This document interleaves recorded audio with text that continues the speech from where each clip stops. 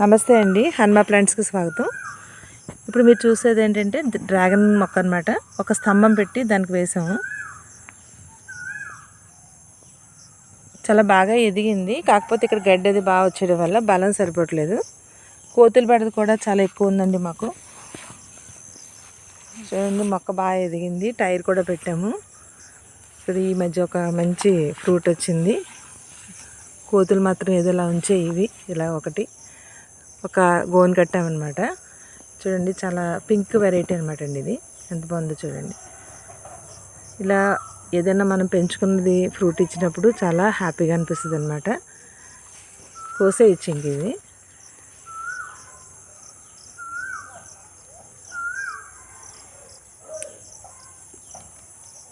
ఇలా టర్న్ చేస్తే వచ్చేస్తుంది. చూడండి ఎంత బాగుంది.